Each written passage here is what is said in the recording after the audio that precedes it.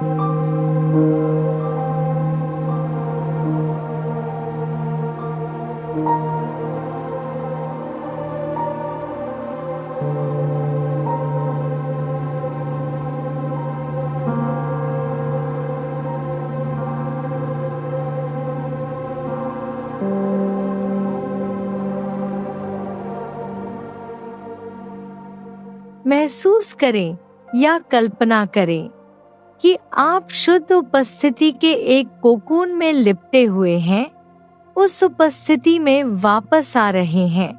एक पहले से ही हो रही सांस आपके हृदय केंद्र का पोषण कर रही है।